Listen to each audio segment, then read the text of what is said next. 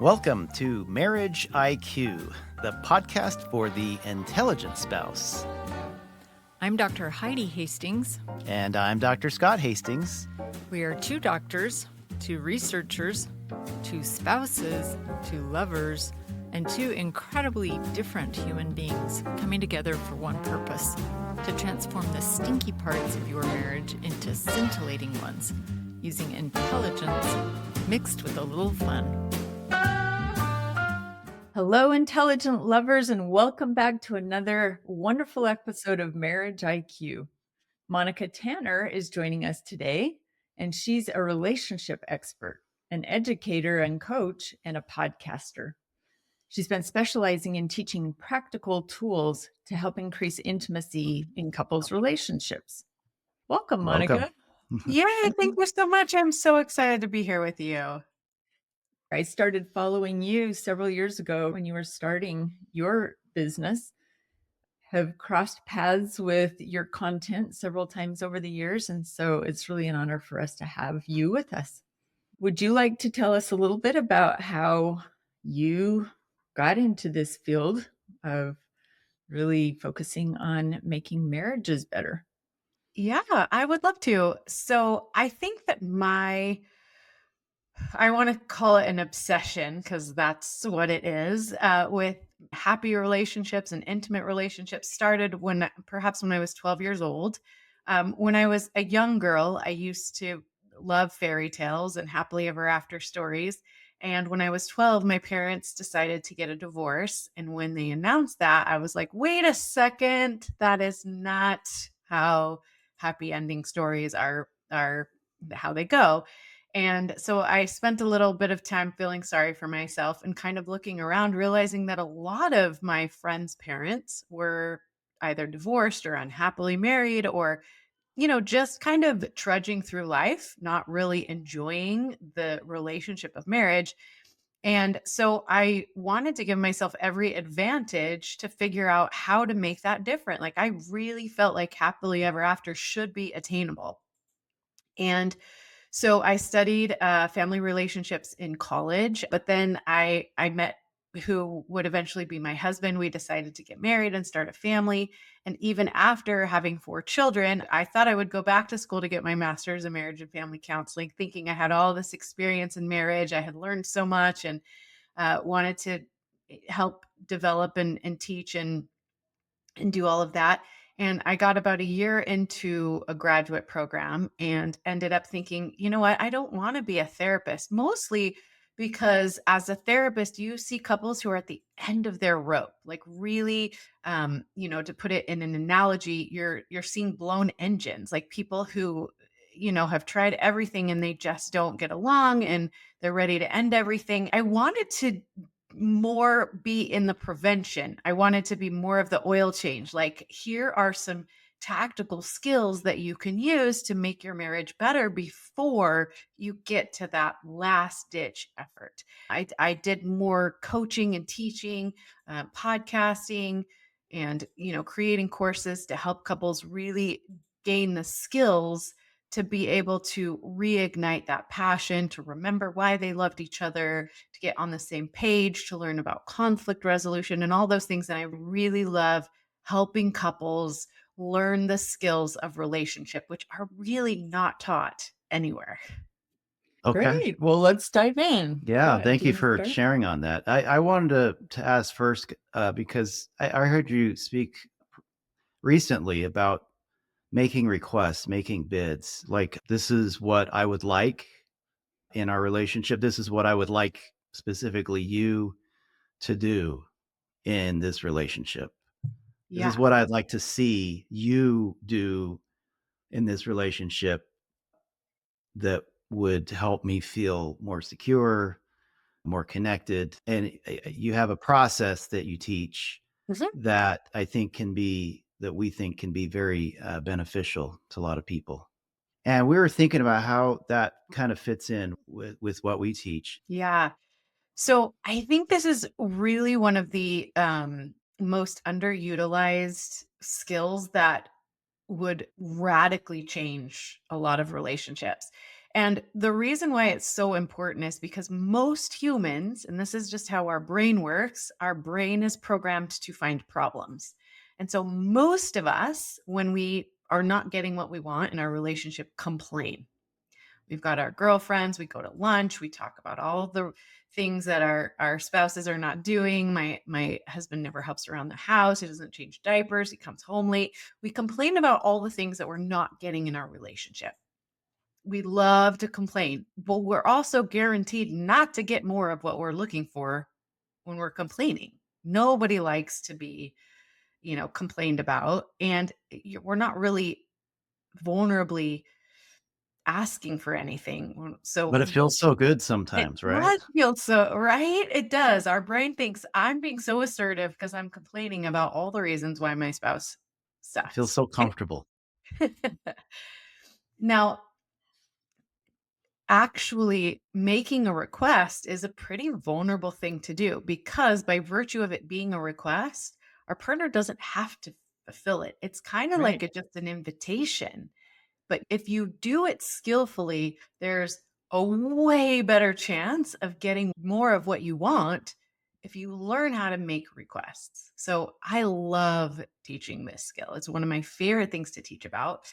And really, there's just three steps to making a request with a little bit of an epilogue. So, the first step to making a good request is one, being willing to rock the boat. See, most of us think, oh, I don't want to upset the delicate balance of this relationship. I don't want to put myself out there. A lot of us, especially women, have a hard time even thinking I can be a good woman and have wants or needs, right?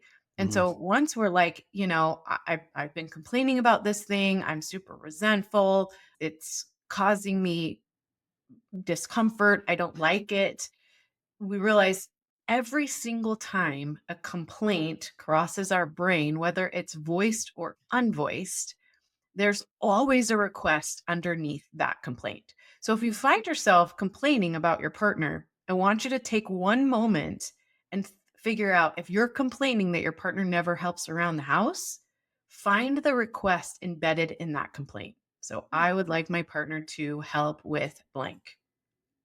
Or my partner's always late. Your request would be that my partner either figure out time more accurately or communicate about when they're actually going to be home so that I'm not waiting. You know, there's always a request under every complaint. So every time you think about complaining about something, figure out what that request is and then be willing to voice it to your partner in an appropriate manner. So I like to say, get a contract. Contracting is a really important part of healthy relationships. So go to your partner and say, hey, there's something I've been thinking about. I'd like to make a request. Is this a good time? I love to use the Holtz, what is that? Oh, Whatever. Acronym? acronym. Acronym, the Holtz acronym, right? So if you're hungry, angry, lonely, or tired, it's probably not a good time. It's probably like information is not going to go right. So if your partner is just coming in from a very stressful day at work, if they're in the middle of a project, if they're waiting for an important phone call, it's probably not going to be a good time to just start unleashing on them, right? So always get permission and be willing to rock the boat. That's the first step is once you've secured a good time. So maybe your partner's like, you know what, I need to grab something to eat, change my clothes, then I'll be ready to chat, right? So find a good time, contract with your partner, get their undivided attention. Number two, teach them exactly what you want. Make it specific, make it behavioral, and make it time bound. So if your request is to have your partner help around the house, helping more around the house is not a very specific request. Mhm. That's not helping your partner win or know what to do, right? I mean, that could be interpreted in many different ways. A better request specifically would be like, can you do the dishes 3 nights a week? So that's specific, that's behavioral, do the dishes. It's exactly what you want them to do, meaning, can you wash the dishes, put them in the dishwasher, unload the dishwasher? That's behavioral and time bound 3 times a week. It would really help me out if on Tuesdays, Thursdays, and Fridays, you would take over the dishes, do the dishes, unload the dishwasher, whatever. So that's a really good request. Now, if you want an A plus plus, you're going to add this little bit of extra. Is there anything I can do to help you come through for me? Now, a lot of people will be like, why do I have to do something? I'm making a request of them. Well, here's why, because when you win, your partner wins. Helping your partner come through for you is absolutely like worth the effort. So maybe your partner will say something like, yeah, it's hard for me to do the dishes when there's toddlers underfoot, or sometimes I just can't remember, right? So maybe you could be helpful by reminding them, like sending them a text or just letting them know, hey, it's Tuesday. This is your dish night, or writing a note, or, I'm going to give the kids a bath. So you've got time and space to do the dishes, right? So that's how you can be most helpful. You can help your partner win and come through for you by asking. And maybe they'll say, nope, I got it. Tuesdays, Thursdays, Fridays, my dish nights. Got it. Right. Now, the third step, and this is where most people kind of fall off, is that you're going to make it worth their while. You're going to acknowledge and appreciate any progress towards your request. So if your partner did the dishes on Tuesday, forgot on Thursday, but came through on Friday, you're going to say, oh my gosh, thank you so much for doing the dishes 2 nights this week. That was so, so helpful. Is there anything I can do to help you remember to get them done all 3 nights? Or it would be giantly helpful if you could actually do all 3 nights, right? So, step one, be willing to rock the boat, uh, figure out what the request underneath the complaint is about, and contract for a good time to ask. Number two, make your request specific, behavioral, and time bound. And number three, make it worth their while.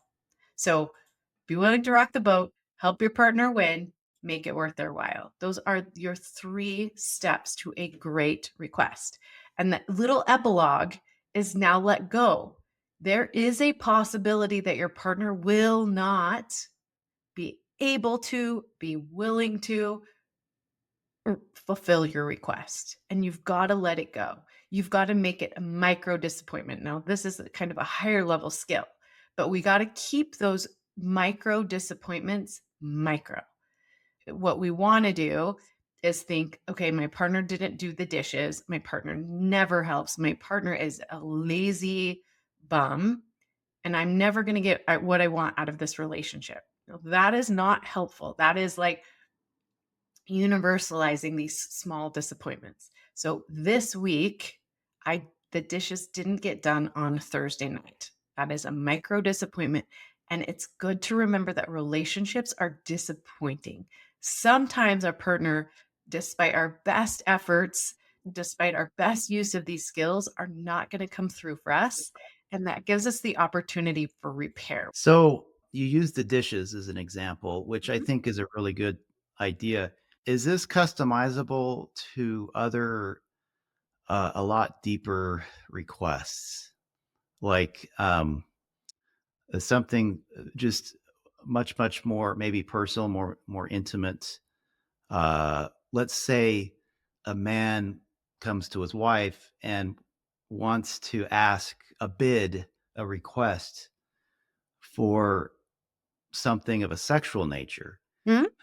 Does this work for that as well? Like, this is a lot deeper subject, right? Yeah. So It's so funny because we always get to this topic. It's we very always do, popular. don't we? Yeah. Well, because it is important. It's very important. And so I think, yes, making a request around sexual, it is so important and possible. You would follow the same steps.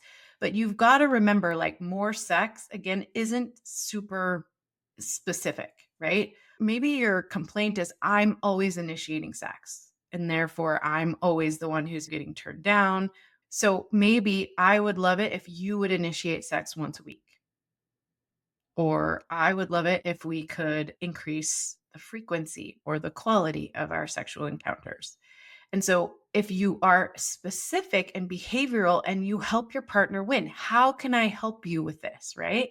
And maybe your partner is going to say, well, I feel more open to sex once the kids are in bed and the dishes are done. Right. And so, jump on that. Right. Like, help your partner win there. And, again, maybe your partner is not going to be willing or able to fulfill that request. Keep Mhm. on it. Keep with it. Like, what can I do to help you be more available to sexual intercourse? And your partner might say, you know what? We have young kids and I'm exhausted. I'm not getting enough sleep. And so, in this phase of our lives, it doesn't feel feasible. So you're going to have to decide now, is that something I can live with? Or is there something I can do about that? Maybe I do bedtime on those nights and you can go take a hot bubble bath and relax and have, an hour to yourself, and then it would be more likely, right? So those are things that you're going to, I call it collaborate on. Mhm. Figure out how you can both win. But I think if that's a desire and a need for you, I think continuing to ask for what you want in different ways is is really important actually. I think the passion in a relationship dies when we stop asking for what we need or what we want. So, Monica, when we're looking at sexuality and a request in that realm, sometimes you may not feel comfortable with what your partner is requesting. How would you approach that? Yeah. So I think the most important thing to remember with anything, but especially in the area of sexuality, is that you always have a choice. So even if you've agreed to something, you can get part of the way through it and still decide you don't want to do it anymore. Or you can experience it with your partner and then decide that you never want to do it again. And it's really important to remember that you love each other, you're married, maybe you're willing to try new things, maybe you're not. I do work with couples a lot on being willing to try new things together. But we all have a history and we all have experiences in the realm of sexuality that are going to either help or hinder our ability to try different things. And so, but the most important thing to always remember is that you always have choice and to be very upfront with your partner about, hey, if I agree to try this thing with you, if there's at any point I feel uncomfortable or I change my mind or I want to stop, I need you to respect that. And I have to know if I'm willing to do this, I have to know that you're going to respect my limits. I love that. Yeah, I think there's a lot of different ways we can look at things. Like, you're right. We all have needs and wants. Mhm. I think at the same time, there is some incredible value in just sitting with myself and why why do I want this? Like, I have this need, I have this want. How important is it to me? Is Yeah. it something I'm willing to give up, to let go of? Mhm. Because I'm not always going to get what I want, nor should I So, in well, a okay. relation. Do Right. you agree with That's that or no? true. Well, partially. Okay. I I I think that you enter into a contract to be with your partner. And so, you know, sexual intimacy is something that you may or may not be willing to forego in that relationship. So you have to decide how important it is to you. Maybe it's not that important. Maybe you can get those needs fulfilled in some other way. But Mhm, maybe it is really important to you. And that is, I don't think that you should be expected to go without something really important to you. And the most important thing to remember is that you always have options. You may not like those options. They might not be good options that you feel, but you always have options. And so you can make that very clear to your partner. I'm not willing to live in a relationship where there is no sexual intimacy, or the kitchen is always a mess, right? Like, Whether it's a deep request or a More more superficial. superficial request, yes, thinking about how important is this truly to me? Can I live with it yeah, if right. And you it doesn't may happen? not. So I think what happens sometimes is we get really complacent thinking like, well, we're married, we're locked in. Too bad. You don't have any choice, right? Well, the reality is, if you're not willing to work with me on this aspect of life and marriage that's really important to me, then I may have to do something different. Like, I'm not willing to live the rest of my life without this need being Mhm. fulfilled. So a lot of times when I talk to couples about this, it has to do with going to therapy. Like, there'll be one member of the partnership who wants to work on some aspect of the relationship, and there's another partner who doesn't feel like there's anything wrong. And Yeah. so the way that I advise them to get their partner to be on board with therapy, they don't have to love it, they just have to show up, is to show up at the door. Maybe your partner comes home from work and you say, "Hey, there's something really important I want to talk to you about. Now be a good time." Sure. Okay. I would really love to go see a coach or a counselor. This is really, really important to me, and I'd like for you to come with me. I've made an appointment for Friday, January 26th. Um, I'm going to go and I need you to come with me. And then the next day, show up and do the same exact thing. And then the next day, come up, do the same exact thing. And if your partner is resistant to it, then say, listen, this is something that's really important to me. If you're not willing to fulfill that request, then I'm not going to be willing to make dinner anymore. I mean, I'm not saying just start yanking things away, but I want a relationship that's fulfilling for both of us in all of these ways. And if you're not willing to make an effort, then I'm going to no longer do this or provide this service or Mm. whatever. And you can do the same thing when it comes to sexual intimacy. If you're not willing to explore this aspect of marriage that's really, really important to me, well, then I'm not going to be willing to go to work, or maybe it's that harsh. I don't know if we share that same perspective, but it's totally okay because there may be people who do, who are listening. Well, look, I think it's really this is why we talk to so many people. Like Yeah. it's really interesting to get these different perspectives. I see where she's going with this though. What can you do? This is a big problem that it has to be tackled when this is a game stopper for me Yeah. type of a Okay. So, thing. Monica, that is an approach that I wouldn't have thought of before, Okay. to really make it clear to your partner that this is how important this is to me, right? Yeah. Is that what you're saying? Yeah. Well, Yeah. it's And I part of think you know establishing boundaries too. Right. Like this Right. is a boundary for me and an expectation for me, but those are So, hard questions. so between here and there, this is my request, and we're either looking at some pretty big boundaries being set, huge Mhm. boundaries being set. Is there a middle ground? Do you have some tools for repairing, whether big or small, that you found to be really helpful? Well, we can talk about repair.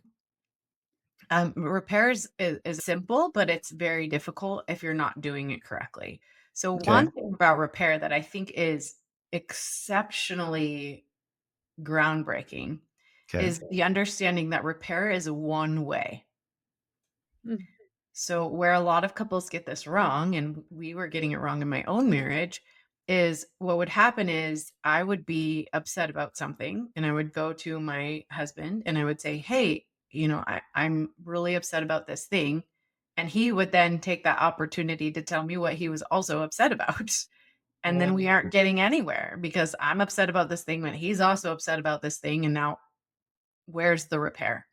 Now we've Okay. aired our grievances, but nothing's getting repaired. Okay. And so if you wanna put this in, like, customer service terms, you call up the service company and you say, "My oven is broken." You don't want them to say, "Well, our microwave is broken. So That's it's a good point. one way, You think right? you've got it bad. Yeah, I Yeah. don't care about your microwave. I need my oven fixed, right? Now you're both at a total standstill. So when you're in need of repair, you're at the customer service window. Your partner's only job is to understand and to figure out what they can do to make it better. And so once you start to understand that and you start to implement that, it goes so much smoother. Now, that's not to say that we can't ever get the microwave fixed. It's just in that moment when I start talking about the oven, it means we're going to fix the oven first. And then later we can come back and address the microwave issue, Yeah. right? Now, the thing that's really important to remember about repair, and this takes a little bit of practice, is that I give my couples 8 sentences max. Okay. I You like that. don't get more than 8 sentences. The human brain can only take negative, disconfirming criticism for so long before it Okay. just starts to tune it out. So if you're a very wordy person, I suggest that you jot it down, that you edit out like Hey, superfluous parts of it because you get 8 sentences, rest your concern. 2 for each of these areas. So before you even start with the repair process, you do what I call remembering love, which is 1, remember that the person you're speaking to is somebody that you love and that you live with. And 2, remembering that the reason why you're speaking to them is to make things better for both of you. I love that. Yeah. So if you're in a state of disrepair, the first thing you have to do is remember love, right? And that means that right in the moment when you hit that, you know, I'm really upset. I'm really upset that this happened. I need to get it figured out. That's not what the best, most ideal point to initiate some repair because you've got to get centered. You've got to get to that place where you're like, I need to go to my partner who I love with all of my heart, who I want to have this great partnership and passionate, intimate life with. And that's why I'm going to have this conversation, not so that they feel how pissed off I am, right? So, first, we're going to remember love. The person I'm talking to is the person I love the most in this entire world. And I want to make this better. That seems like it would build a foundation for everything that would be helpful, even going back to the previous topic that we discussed that was a little more intense. If we remember, this is the Yes. person that I love, and we both Oh, are, before you ask the request. yeah, Yeah. for both of us to remember our goal is to make the marriage the most important thing in our life and Yeah. the most important relationship, and that our goal is to help each other be happy. Yes. That's so good. I love it. So then there's 4 areas of a repair. Okay. 2 sentences each. The first one is describe what happened. So this is what the security cam footage would show. Try to keep emotion out of it, try to keep intentionality out of it. Like this is what happened. So you came home at 6:45 when you said you would be home at 6 and you walk right past our screaming child who was waiting for you and upset. That's even too much.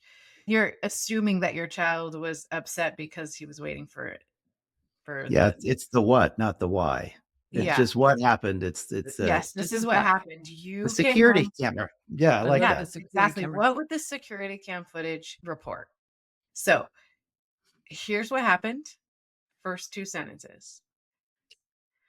Okay. What I made up about that is okay. So the second sentence is you can say whatever crazy thing that you're thinking as long as you take responsibility. But this is my sense. This is my story. This is what I make up about it is that you don't care about us and our time, that you were doing whatever you were doing and not thinking about us, or that you feel your time is more important, that you're selfish, whatever. You can say all of those things as long as you're taking responsibility. This is what I made up about what happened. The story I tell myself. The story I tell myself is that you are inconsiderate and selfish. Okay. The third phase is how I felt about that. And you can say, I feel frustrated. I feel angry. I feel hurt. I feel scared. Whatever those main emotions are, this is how I felt about what happened. And what I'd like from you now, that's the fourth phase. Again, be behavioral and specific. What I'd like from you now is to apologize to your kids and to me for not valuing our time and not calling when you knew you were going to be 45 minutes late. Okay. And that's the repair process. Is it repaired at that point, or is there more to it?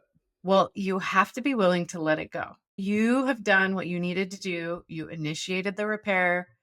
You did the repair process. Now you've got to let it go. Now, your partner's job during repair is, I think, more difficult, is to be willing to listen without getting defensive, without listing all the reasons why you were late, right? And this is what takes practice, is listening to your partner's concerns or what they need repair around, being as generous as humanly possible, giving them as much as you possibly can by taking responsibility. You're right. I was 45 minutes late. I wasn't valuing your time. I wasn't thinking about the fact that you were sitting here, dinner on the table, waiting for me to come home. I didn't call, and that was totally a jerk move. And I will right now apologize to the kids and to you for being late. And I will do my best to work on that, right? So lead with what you're willing to give, what you're willing to acknowledge about what happened, and if you're willing to fulfill that fourth area of requests, right? So that is the skill of repair, both asking for and being the listener in the repair process. And it takes practice. It does take practice, but it's Wow. awesome when it works. And you find it very successful within the people that you work with? It Yes. sounds like such Yes. a great Because tool. the two things that I think are just the most mind blowing for people is that repair is one-way street. Like, you don't get to rebuttal.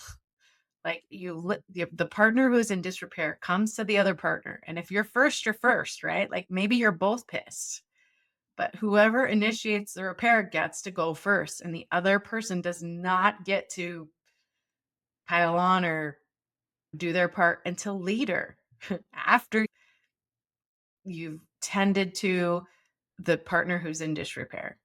Then a couple hours later, you're like, hey, I'm also upset about what happened. Here's my take on it, right? Then you get to be at the customer service window and your partner is listening to you. So that understanding that it's a one-way street, and two, the 8 sentences is huge. Yeah. Huge. Because then your partner knows that you're not coming to them and they're going to have to sit there for 45 minutes and listen to you complain and gripe and talk about all the ways in which they're falling short yesterday and like 12 years ago, right? Like, okay, this is going to be quick. We're going to get right to the point. She's going to tell me how I can fix it. We really appreciate you coming on today, Monica. This has really been interesting. And I like how we can integrate this into our four cornerstones: identity, intentionality, insight, and intimacy. I think specifically in regards to that part where we're doing a request, because we do talk about intentionally taking time with each other. And so, yeah, I think this could be a tool for both wife and husband as they approach that, because asking for requests is really one of the deepest things you can do. And so we have to be prepared. We have to be intentional. And so these tools you've given, I think, is going to be very, very helpful in that.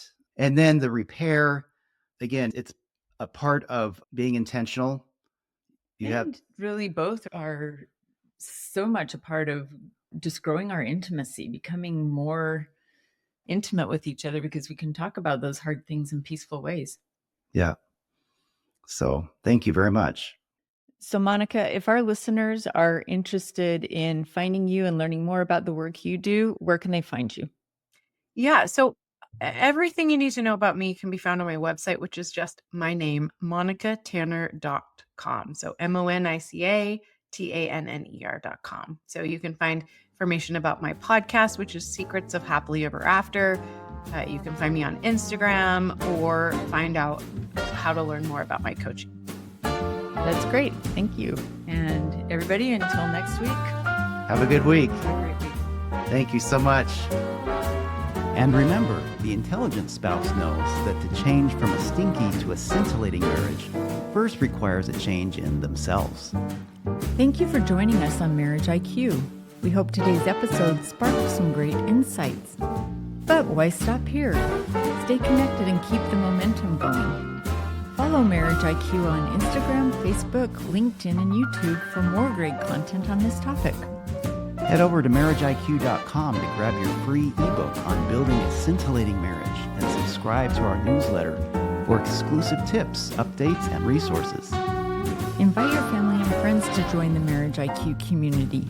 Keep exploring, and we'll catch you next time on another exciting episode of Marriage IQ.